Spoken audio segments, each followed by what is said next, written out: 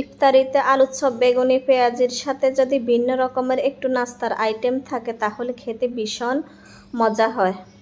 পরিবারের ছোট বড় সবাই খুবই পছন্দ করবে, বিশেষ করে ছোটরা বেশি পছন্দ করবে। আজকে আপনাদের সাথে খুবই মজাদার একটি রেসিপি শেয়ার করব। আজকে তৈরি করব চিকেন এগ চপের রেসিপি। এখানে আমি 4টা আলু সিদ্ধ করে গ্রেট করে নিয়েছি।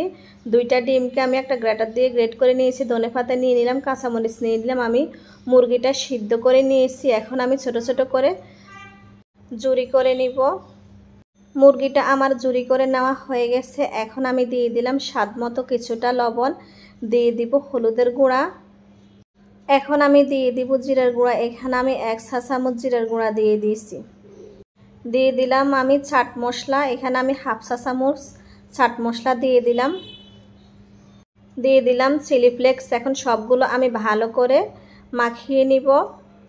আমি কিছুটা পেঁয়াজ বেরেস্তা দিয়ে দিলাম, তবে আমার ভিডিওটা স্কিপ হয়ে গেছে, সরি, ক্ষমা করবেন। সবগুলো আমার মাখানো হয়ে গেছে। এখন সবগুলো চপ আমি এক এক করে বানিয়ে নিব। আমি কিছুটা ডো নিয়ে নিলাম, হাতের সাহায্যে আমি শেপ দিয়ে গোল গোল করে বানিয়ে নিলাম। সবগুলো আমি এরকম করে বানিয়ে নিব। একটা আমার বানানো হয়ে গেছে। আপনারা আপনাদের মতো শেপ দিয়ে নিতে পারেন, যে যেরকম পছন্দ করেন। তো সবগুলো আমার বানানো হয়ে গেছে। আপনারা চাইলে এভাবেও ভেজে নিতে পারেন, তবে আমি এভাবে ভাজবো না। আমি একটা ডিম নিয়ে নিয়েছি, সামান্য পরিমাণ কিছুটা লবণ দিয়ে দিলাম। এখন আমি ডিমটা ফেটিয়ে নিয়েছি। ডিমের উপরে আমি চপটা দিয়ে দিলাম। ডিমে আমি গড়িয়ে নিলাম চপটা। এখন আমি ব্রেড ক্রামে দিয়ে দিব। ব্রেড ক্রামটা আমার বাজার থেকে কিনা। এখন আমি ব্রেড ক্রামে লাগিয়ে নিব চপটা। আমি 2টা লেয়ার করে নিব। আপনারা চাইলে একটা লেয়ার করেও নিতে পারেন।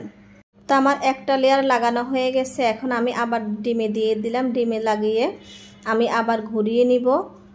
তো ডিমে আমার লাগানো হয়ে গেছে। এখন আমি আবার ব্রেড ক্রামে দিয়ে দিলাম। আবার আমি লাগিয়ে নিলাম ব্রেড ক্রাম। তো এরকম করে সবগুলো আমি বানিয়ে নিলাম। 2টা লেয়ার দিলে এই চপটা মানে মাশাআল্লাহ অনেক মজা হয়, খুবই ক্রিস্পি হয়।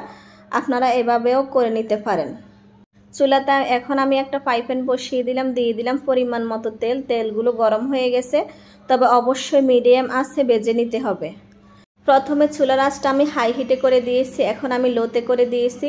তো সবগুলো চপ আমি দিয়ে দিলাম। একটা পাশ আমার হয়ে গেছে, এখন আমি উল্টিয়ে দিব। আমি এই চপটা ভাজতেছি, আর মাশাআল্লাহ কি যে সুন্দর একটা গ্রান আসতেছে। তো আমার চপটা ভাজা হয়ে গেছে। এখন আমি উঠিয়ে নিব। সবগুলো চপ আমি এরকম করে ভেজে নিব। এখন আমি একটা প্লেটে পরিবেশন করে নিলাম। একটা চপ আপনাদেরকে আমি ভেঙে দেখাচ্ছি।